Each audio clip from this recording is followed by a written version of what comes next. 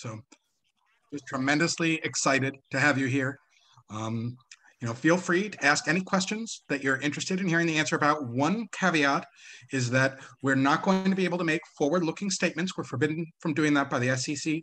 But nonetheless, if you're interested, I'm going to drop the link to the crowdfund right here in the chat, where you can immediately find out tons of delicious details about what Imperia is going to be bringing to dining room tables across the world very soon. So do you want to start us off, Sonny? You want to talk about what you're bringing? Absolutely. I would like also to take a moment and thank everyone for being here. We're very excited. This is a passion project for me. We started this business almost 4 years ago, and it has been a very exciting ride so far. And we are very excited with what lies ahead as well. At this point, we will have Nicholas go through the presentation, and then we'll build from there. Thank you for being here, and looking forward to the Q&A later on. Nikos, if you want to start, thank you. Great. So thank you, Sonny. Welcome to all of you. Thank you for being here for this first webinar where we present you the opportunity to invest in Imperia Caviar. Our mission, Imperia Caviar was founded in 2018, and its mission was to actually transform the consumption of caviar from a splurge to an everyday delight by making the best available quality caviar coming from sustainable farming accessible to a larger audience. The problem we identified back in 2018 was that caviar was too expensive, and even the people that could afford it consumed it rarely as a treat. In addition, the caviar market was exploitative and inefficient. In order to address this problem, we established Imperia Caviar to transform the caviar industry and make caviar affordable, accessible, and disruptive. Our direct consumer sales channel, supported by our strong digital marketing and our subscription model, allows everyone to integrate the best quality caviar in their daily diet. We are changing the market by repositioning caviar throughout innovative digital advertising and using a multi-brand strategy. And we work directly with major farms across the world, optimizing production and transportation, thus being able to offer premium quality caviar at prices 4 times lower than the average market prices. Why now? The evolution of the sustainable farmed caviar allows now for a constant supply of high-quality caviar. The traditional retainers have not yet adapted to the changes in the supply chain and costs, nor to the digital marketing best practices we use, giving us a unique opportunity to grow our market share. Consumer preferences are changing, with more people spending for experiences and the global demand for caviar being on its all-time high. Imperia Caviar is taking advantages of the above, utilizing aggressive digital marketing and innovative subscription model to maximize its market share. The market. Studies have shown that the global market will surpass $1.5 billion by 2024. But for us, this is just riding the growth of caviar market is not enough. Our goal is to expand the caviar market in the US from 2 million consumers to 11 million consumers by transforming the market and repositioning caviar, educating people to the health benefits, and introducing it to other markets like sushi lovers, keto and paleo dieters, and as well as allowing people to access the best quality caviar at a much lower price point. Our revenue model is threefold. Our direct-to-consumer online shops, supported by our strong digital marketing, have generated more than $16 million since inception of Imperia Caviar. We will be reaching the 30,000 customers mark later this month, with more than 30% of returning customers. Apart from the online shops, we operate the Caviar Club, which is a dedicated online space for people that want to access our caviar in even lower prices by receiving their caviar to their doorsteps periodically without them having to remember when it's time to reorder. After the pandemic and the reopening of hotels and restaurants, we've started penetrating the wholesale market and currently supplying 30 accounts that grow weekly. Our brands. We are using a multi-brand strategy to better address different segments of the market. Except Imperia Caviar, which is our flagship brand, we have the Om Caviar, which is directed towards the wellness seekers, Etrusco Caviar, that is emphasizing on the culture of the origins of the caviar in its tradition and experiences, and last but not least, Loft Caviar, which is an elegant brand featuring larger variety of caviar from around the world. About our investment opportunity, we were going to use 45% of the investment towards strengthening our digital marketing. 15% will go towards strengthening our wholesale team in order to penetrate more the sales channel. Another 15% will go towards our retail expansion, establishing a physical presence in the East Coast. 15% will go to our global expansion with first targets Europe, where we already have started slowly building our market share, in Canada. And finally, 10% will go towards building new brands to better address the various market segments. Our traction. We've been growing tremendously the first years of our operations, from 110,000 back in 2018 to 685 in 2019, 4.1 million in 2020, 7.2 million last year, and this year we're targeting to again surpass the figures of last year. Currently, we are concentrating on the two best types of caviar available in the US market, the Kaluga Hybrid Reserve and the Royal Ossetra. The Kaluga Hybrid Reserve is the best caviar for someone new to the caviar taste to start the experience with caviar having a mild and buttery flavor. The Royal Ossetra is a stronger in taste caviar having a rich and bold sea flavor that can pair with most of the food. We also from time to time use additional types of caviar when we identify trustworthy sources. Last year, we started implementing our long-term vision to become a one-stop shop of gourmet food products, and we introduced a new product line, the Japanese Wagyu A5 Kagu. The first sign shows that our customers are also embracing this new product line, and we have already started adding new cuts to satisfy more people. And this is just the beginning. In the next days, we will be launching a new product line with truffle products that can both complement our current caviar and Wagyu products, but also stand on their own as a separate offering. Few words about us. Our founder, Sonny Motherhigh, is a lifelong caviar enthusiast and a serial entrepreneur with more than 17 successful operating companies ranging from fashion, luxury brands to real estate and telecommunications. Our president and CMO, Ali Kilala, has more than 7 years of experience in creative direction, design, and marketing applied in fashion luxury business. And, And I'm Nikos Mantikakis, the integrator of Imperia Caviar. I have 30 years of experience in managing company divisions, executing multi-million projects, mainly in the information technology sector. Thank you very much for your attention. I will open the floor now to questions to our founder, Sonny. Thank you, Nico. Thank you very much for walking us through the presentation and giving us your insight. Of course, the presentation is available as well. You can find it online, or if you need it, we can forward it to you.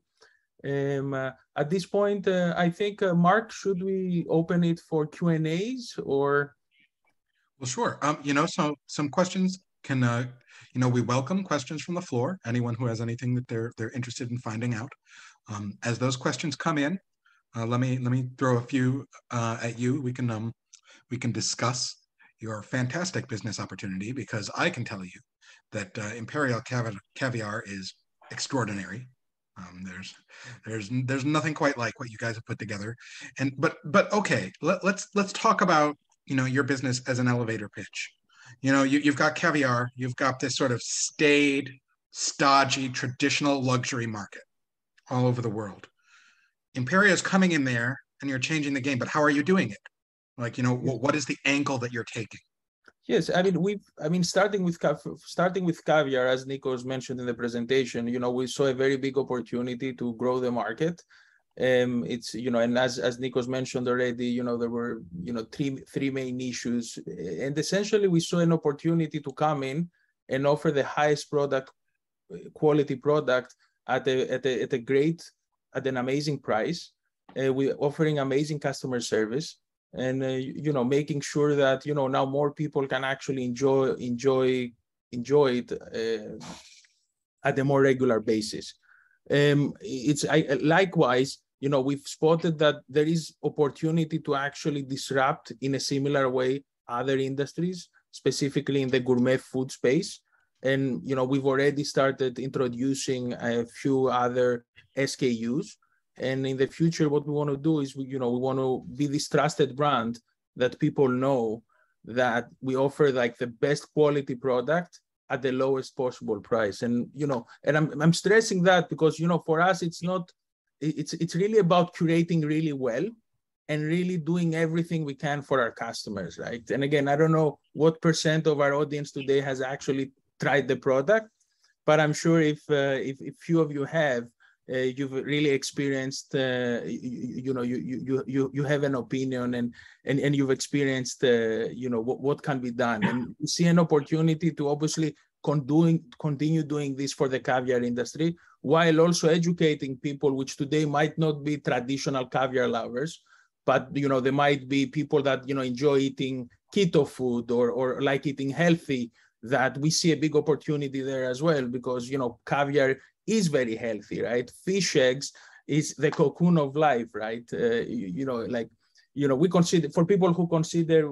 from like the paleo school of thought or from the keto school of thought, that consider, for example, chicken eggs being very healthy, caviar is even more so. It's and again, besides just addressing the existing market of caviar lovers, we believe there is a big opportunity to expand into people that like eating healthy, or even people that enjoy sushi, for example, right? So the sushi market, for example, in the US alone is 7 times bigger than the addressable caviar market. So if you think about it, you're actually talking about going from raw fish to raw fish eggs. So again, that's another low-hanging opportunity. And basically, we don't see the reason why caviar couldn't be something that people enjoy on a more regular basis, right? Even if you go historically and you think about it, like in the past, I've always been tracking industries like sushi, for example, as an industry was always a thing in Japan, and then it became a global thing, right? Now there's so many sushi places all over the US, or if you or coconut water, like it was always a thing in Brazil, and now it became a global thing. We kind of felt that it's now the time for caviar to be a thing and to be part of if not everyone's cuisine, it can be part of many more people can enjoy it, right? So yeah, that's few of the reasons that excited us early on. And obviously the market has already proved that there is something here. We've had explosive growth. We're one of the few companies out there, if not the only one, with thousands of 5-star reviews. And as for us, like obviously we're super excited about caviar, and we'll continue growing and penetrating that. But we've seen equal opportunity to disrupt and democratize other markets that believe are very relevant to the already large customer base we have, which we will continue growing, of course. And basically, our model is, very customer centric. We're optimizing our logistics. We're working with the, lowest margin possible to be sustainable as a business, but, we really want to give it all to our customers, basically, and build that trust and then capitalize on that trust, essentially. And of course, that makes perfect sense. Talking a little bit about your growth, we have a question here. So the question's asking about 2020, 2021, and maybe up till now, 2022, EBITDAs so far. We can't, I know, there's restrictions on forward-looking statements. SEC says we really can't talk about the future, but we can certainly talk about, the present. Yes, as you said, I'm a little bit, first of all, this is my first webinar ever, so I've never done something similar before. So excuse me if I pause a few times. It's just I'm just kind of not used to this. But yeah, I mean, look, so, everything's there. You can go and you can see it on this. There's a link. There's the information of the deck. For this year, we did the presentation a while ago. especially with certain changes that took place in Facebook specifically, we saw a rise of our CPAs. So, it was a few months ago that we decided to take a little bit a more defensive approach and just make sure we kind of grow more efficiently, you may say. But again, I'm not sure exactly what I can and what I cannot share here. But yeah, I think the best thing would be just, go on the deck. And then if there's something more specific you need, you can always, email us and, we'll come back to you with as much information as we're allowed to provide. But yeah, it makes perfect sense. So, the deck is a great place to find this information. So why don't we just move on a little bit to Oleg has a question here that's more like sort of philosophical. Could you elaborate how and when you see the exit for your investors? Again, we're talking in abstract terms. Your exit valuation, and could you walk through your entry valuation approach? What do you base your $22 million or 22 million pre-money valuation on? Thank you in advance. Yes. Yeah, absolutely. Yeah, I mean, look, we based it on the growth we have and the potential we see ahead, right? We only believe we've captured a small percent of the potential market. We've we think we've gone from less than 4 years. We've been growing up to last year at more than 300% growth. There is visibility to again, I don't know how much I can disclose, but there is visibility to be in the black sooner than later, and that's something we are optimizing for. Let me see. Could you elaborate?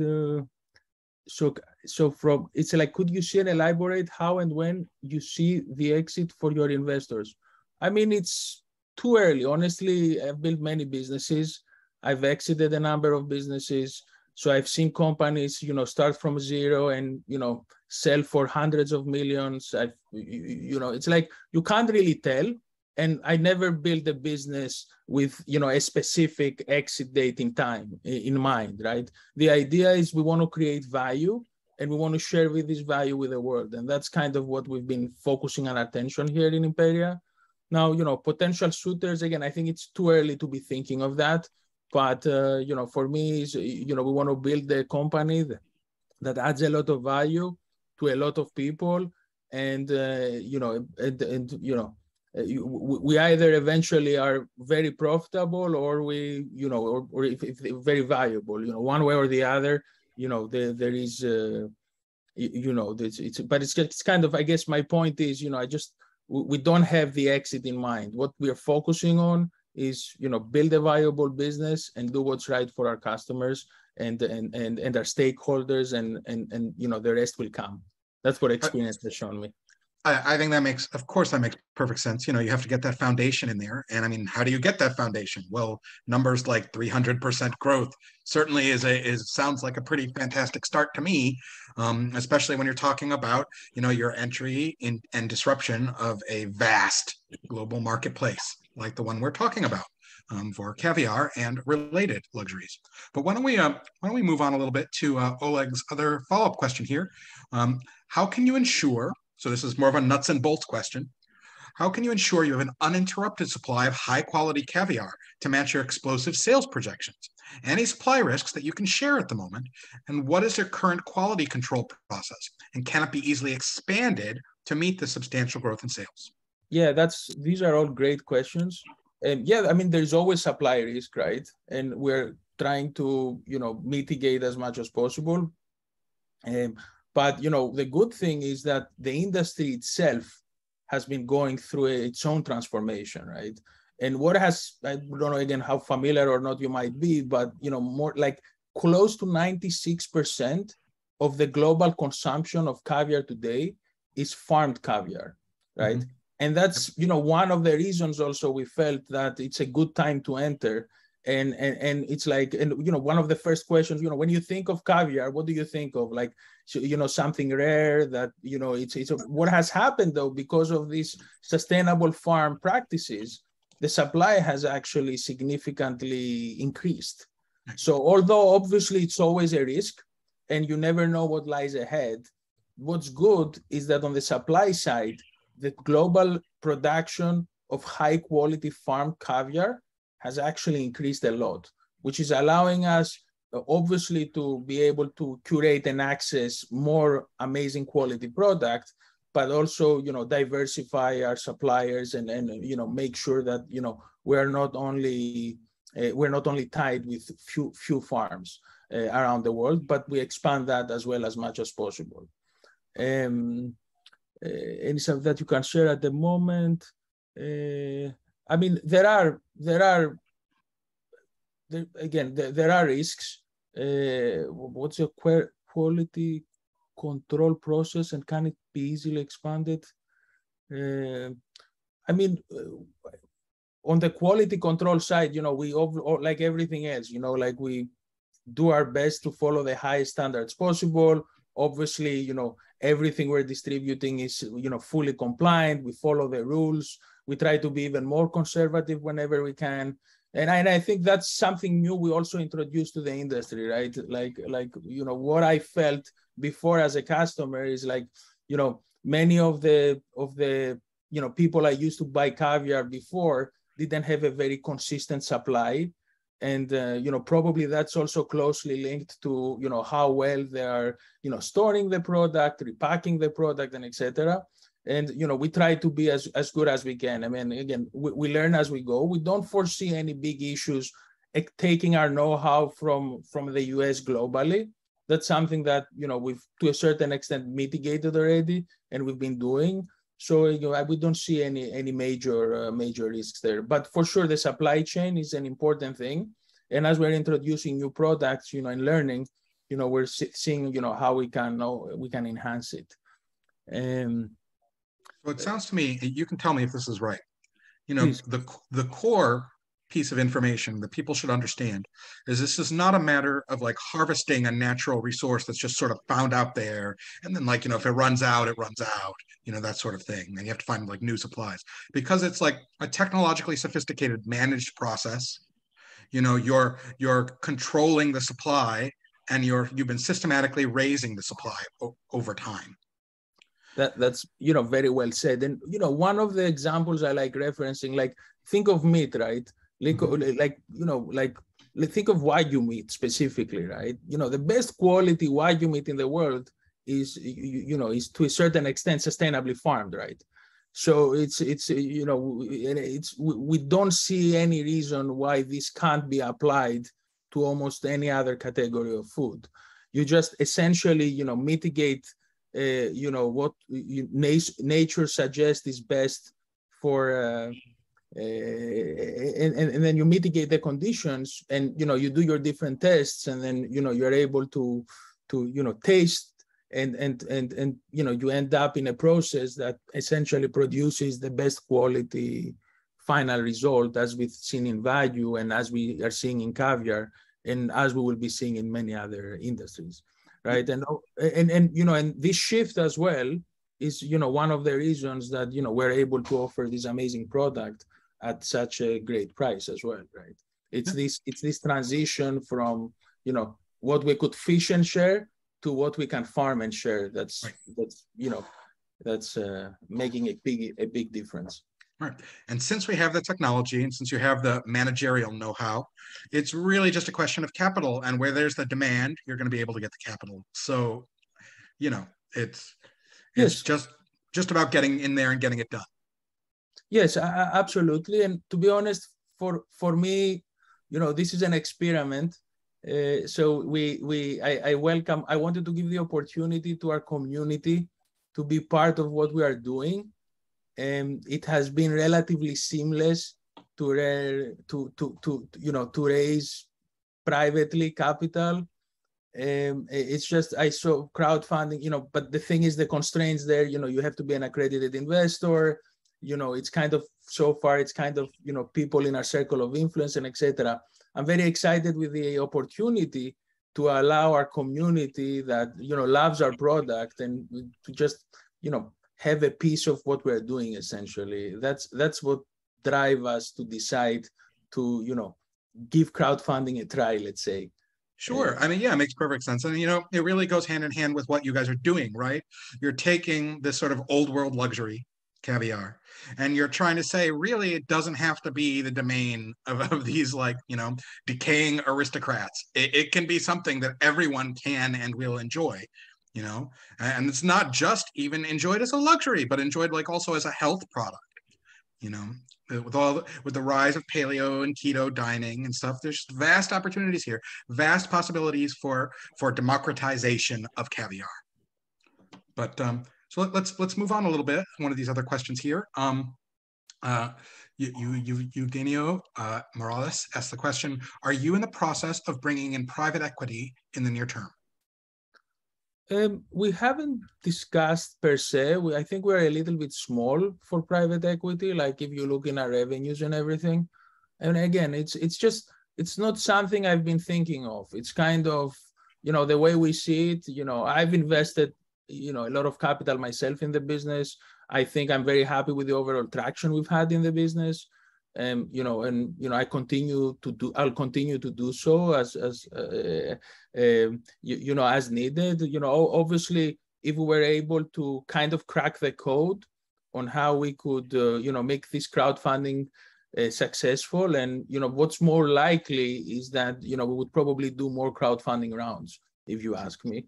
And again, we just like this idea of kind of bringing together a community that loves caviar, loves gourmet food, and and to the extent also that they're also having a piece of the action. It's something that excites us, and something that we believe can be very helpful in the future as well. We already take all customer reviews, and the good ones and the bad ones, and try to learn and grow from them. But having a group of stakeholders that can share their insights, and that would be amazing. So assuming everything goes well here, I think it's more likely we explore the possibility of additional crowdfunding rounds, basically, for the time being. I think that makes perfect sense. So why don't we move on just a little bit here? Mike is asking for some big picture, self-reflection. What would you say are some of the threats to your business model and strategy? And I'm going to say that it's implied here. How do you intend to stand athwart them? How are you going to interdict them, grow beyond them? So, I mean, there is, again, being narrow into something has advantages and disadvantages. Obviously, being only into one industry has its risks, as it was mentioned, with the supply. Of course, within the supply, the good thing is the options are growing and the supply overall is growing. So in itself, it's always a risk and it's always there, but it's improving. But I think, a natural thing for us is just, not relying just on caviar as a single SKU through which, I think our brand needs to expand into other products. I think the bigger play here is, people knowing that we are doing the right thing for our customers, people knowing that they can access the best quality product. And I stress this, it's not good value for money. It's the best quality product at the lowest possible price, right? And imagine the goodwill of the brand and trust you are building, right? You tried our caviar, you love it. You tried our Wagyu, you love it. By the way, when you build your customer base and introducing a new product can be very cost effective, right? Because, you can use email marketing or SMS marketing, which is way more cost effective than the initial cost of acquiring these customers and building this trust relationship, right? So I think the best way to mitigate all risks for us is to really focus on our customers and see what they want, see what amazing products we can find and share them. I'll be very happy if fast forward, today we have couple 2-3 SKUs we are relying on. I think, expanding that to 20-25 amazing SKUs with, few types of caviar, few types of, truffle byproducts, few amazing pieces of Wagyu and other cuts, and, doing, having 20-25 SKUs is going to be, I think, a big step forward for us. And it will mitigate a lot of risks because, we won't be then reliant just on 1, 2, or 3 products. We're gonna have more than that. Sure, absolutely. So, and tell me if I've got this right. So it's like you're going to be building your brand as the masters of reasonably priced but very real luxury. And you're going to take that goodwill and you're going to find luxury in other areas and you're going to do it again. And that's going to give you that flexibility and resilience. That's correct. We like to call it honest pricing, right? And if you look at the industry, and I don't want to say anything wrong about anyone, but if you look at the industry, like, because we went from a situation of, okay, there is a lot of scarcity in the market, to a situation that, now there is more abundance on the supply side.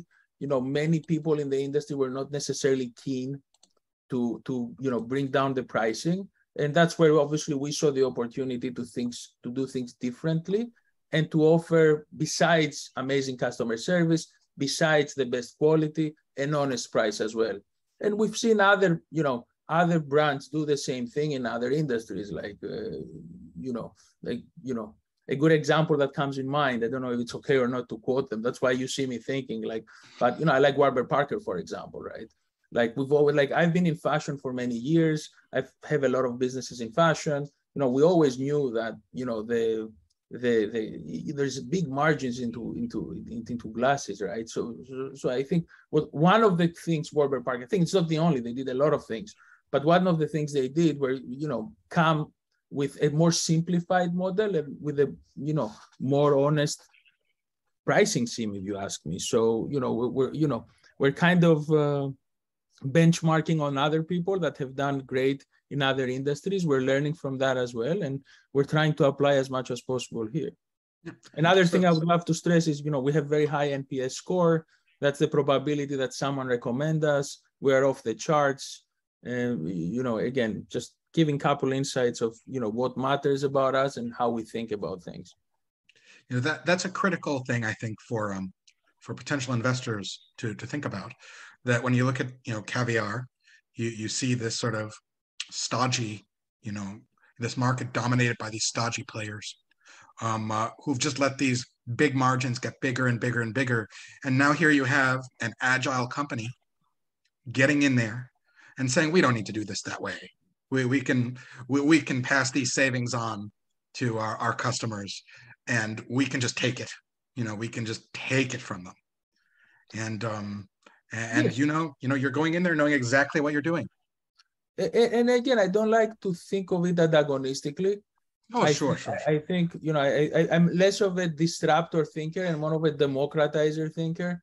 Fair enough. And I think what the industry has been doing in itself, it has been penalizing itself as well. I believe we want to be this catalyst that we initiate the change, but we transform the industry in a way that, now everyone will enjoy more, because simply when you go from, 0.7% in the US, consuming caviar to, plus 10+%, like it's for sushi, for example, that's going to actually, grow the pie so much, that everyone's going to benefit. So, we're not here to eat anyone's lunch. I understand. We want to, we think we're doing the right thing, and, we're hoping to, benefit everyone as much as we can.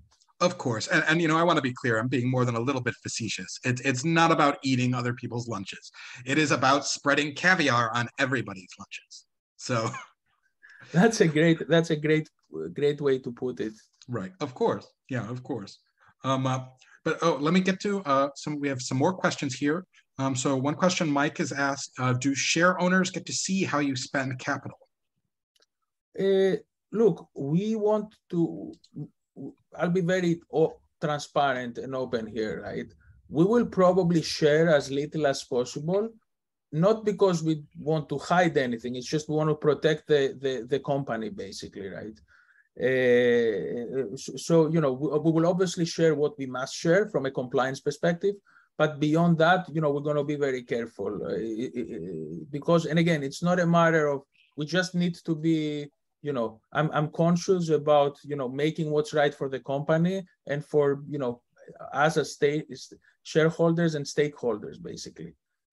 So my answer, I don't have a direct answer, but my answer is like, obviously we're going to share everything we need to share to be compliant. But besides that, we will want to share as little as possible to protect the strategic interests of the company. Makes perfect sense. I mean, you know, anyone who looks at your CV can show that can see that this is not your first rodeo.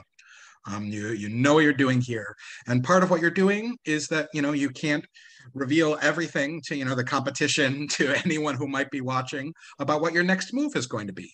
You know, so you have to, you know, choose your move carefully. So yes, I think that makes perfect sense. And I'm seeing also a question here about acquisitions. Yeah. I think, I mean, again, realistically, like obviously, like it's not part of the current. We have, or actually, because of our background and because of our influence and impact in other industries as well, and because of our experience in, you know, potentially doing acquisitions or merging companies and etc. Already there is a lot of interesting things happening in the background. On the supply side, on the distribution side, like we have a ton of opportunities ahead of us. You know, obviously I can't share them. Right. Obviously, you know, raising the current round, it's not really going to make much of a difference. But if we are able to win the trust of our community, you know, if we can grow our capital base, I think there's few really interesting, tempting things we could be doing to help us grow besides our organic growth. So again, you know, great question. Yeah, I think so too.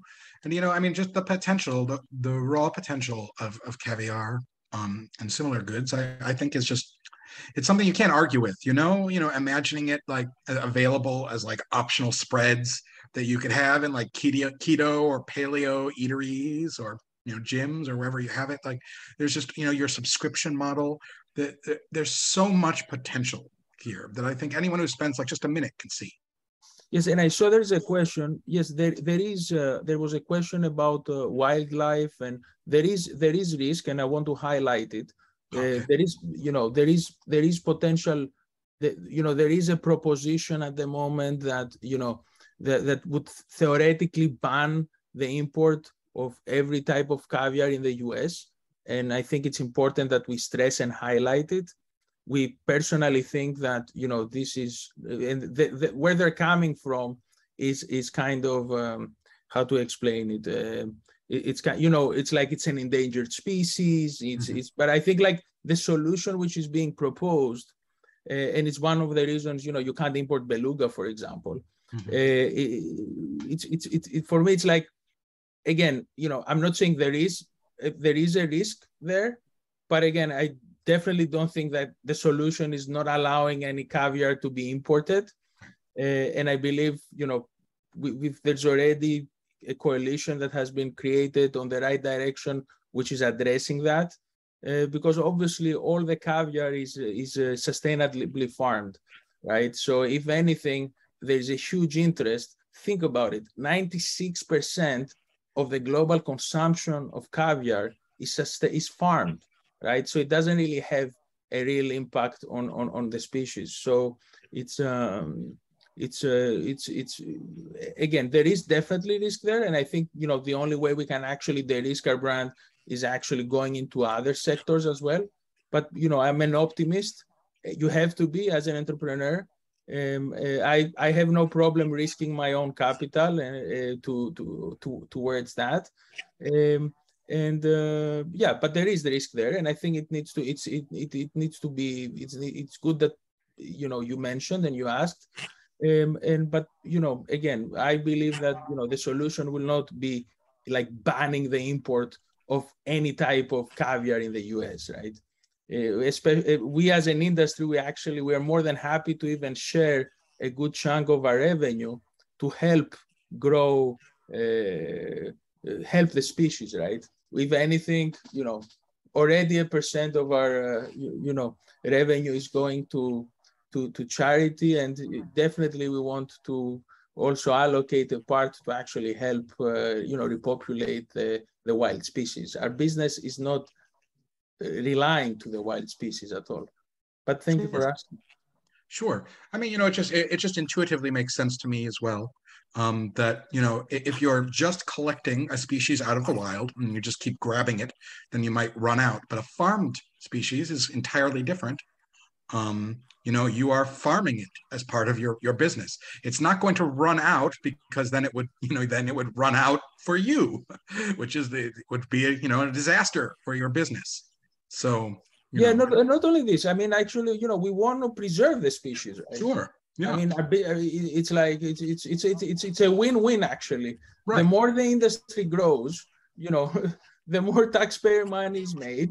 Like for us, it just, this proposal just kind of, I don't know how all this world is kind of new to me.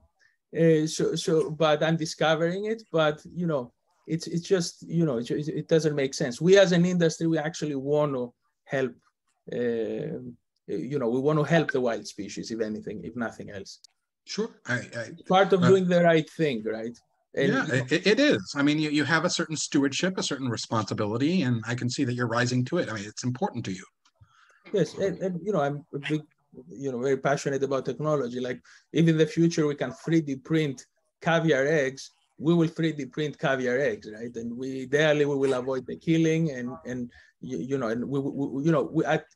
at each point in time, we will do the right thing and whatever we can to operate in, the most correct way possible.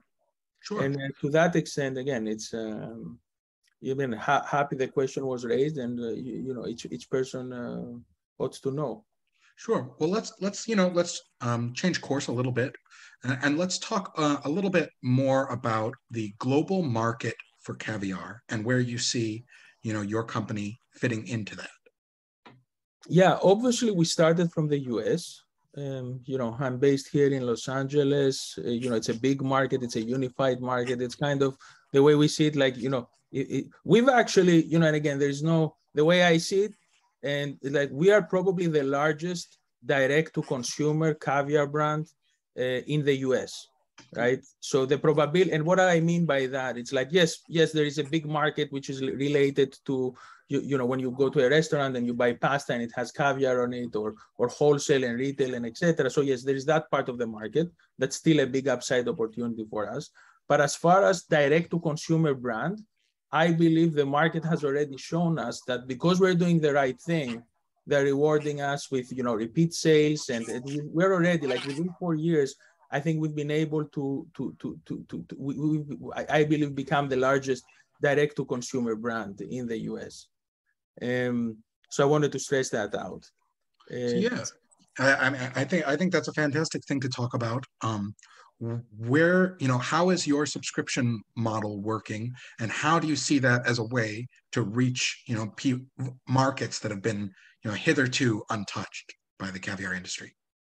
No, I mean, the Caviar Club, we created it because, for people that, again, want to enjoy caviar in an even more regular basis. So, it's like, think of a wine club. It's the equivalent of a wine club for caviar. That's also where the need also of introducing even more SKUs was born. And it's pretty straightforward. You sign up, you get an even better, you get an even better value proposition. There is some constraints in terms of, the minimum amount of caviar you can order, because, again, because we work with, smaller gross profit, we want to make sure that it's also sustainable, right? We don't want to build something that, okay, great, yes, it's going to make everyone happy for a short period of time, but then it won't work on the long run, right? So we want to balance that out. But I think the Caviar Club is a perfect compromise, right? For people that know that, they want to enjoy caviar like myself on a regular basis, you sign up, you receive it every month, or every other month, and you get an even better economics. And we don't have also to spend as much money, on marketing as well, because you're already a subscriber, and so all the saving, again, we are able to pass it to our community and customers. So absolutely, sure. But let's I think we should wind it up a little bit here. Let me ask you one final question, hypothetical question. What would you like to tell a potential investor to Imperia Caviar what do you think is the most important thing that they should know about you? I mean, this is to know about me. I don't know. This is my baby. I've built a lot of. It's the first time. Usually, historically, I worked with a lot of large fashion brands, and I represented them in Southeastern Europe. At the age of 25, I had like 1,000+ employees. I took over a business. I turned it around from losing money to close to bankruptcy, I would say, to tripling its sales and doing 17 million in profits. So I believe in growth, but I believe in profits as well. I understand. I'm a direct to consumer. Like, I'm very passionate about discovering something valuable and sharing it with the world. And I think that's something we identified as an opportunity, and we did with Caviar. And that's what we did. That's what brought us here. What's important for me is, I think, like, doing the right thing is super important. I want to sleep well at night. So that's important. I love caviar. I eat a lot of caviar. I don't drink much alcohol, and close to at all these days. So, I couldn't invite people for a drink. So I had to find an alternative. That alternative for me was caviar. And again, I think what I enjoy, I like high impact moments. And what's interesting, I discovered, caviar 15 years ago in France. A friend of mine that has an alcohol company, did this week of wine tasting and everything. And, I joined them, and it's like the only, obviously I had a great time overall, but the one thing I truly remember is that day that we had caviar tasting, right? So it was the first time I actually had caviar in abundance. So, I remember every detail. We entered in the boat, and there was like, the caviar was laid, and I was trying it, and I loved the taste. So it was, it was a magical moment. And, besides everything else, here at Imperia, we want to make these magical moments more abundant. I think that's a brilliant takeaway from all of this. It's like you had this extraordinary, rare, like, sort of life-changing, in a way, and that it let you here kind of moment. But I mean, why just you? Why not everybody? Why shouldn't more people get to have fantastic experiences like that? And that's the exact kind of thing that Imperia is going to make happen. So yes, exactly. And Oleg, thank you for your comment, and thank you for being a customer beyond everything else. This is and again, the way I see it, this is an opportunity for us to open up. I could have chosen to do crowdfunding sooner. I wanted to have a better grip on the industry and where we're going. Me as an investor as well, I've done a lot of angel investments, and, I wanted to open this up to our community, when I felt like we have a better grip on it. And from my experience as an angel investor as well, I liked companies that, had traction, which we obviously have traction, had clear visibility about, potentially, being able to be at the black, more or less. And that's, from all my experiences, that's where, these investments, did well for us. Wearing the hat of an angel investor. And yeah, that's why we wait a bit longer than I thought. But, I think, again, we're at the point that, there is obviously something there. Obviously, there is a lot of risks. For every startup, there is a lot of risks. But again, at all times, we're going to do the right thing. And, we're going to try to use our experience and expertise, to make people happy with this delicacy, and hopefully more to come. All right. I think that is a fantastic send-off. Thank you so much, Sonny, Nicholas, and Aliki, for joining us. Imperia Caviar, everybody. I've got the link right there in just their start engine raise, and they would love for you to click on it and learn more about their fantastic business. Thank you so much, everybody. Thank you, Mark, for doing such a great job moderating. This was my first rodeo. I've never done something like that before. Well, I wouldn't have guessed. You were fantastic. But yeah, thank you very much, everyone. And Nikos and Aliki, maybe if you want to have any closing comments, I feel I monopolized the discussion here, but if you would like to share anything, now's the time. No, nicely said anyway. Thanks, Okay, everyone. thank you all. Thank you, everyone. Take care. Thank you.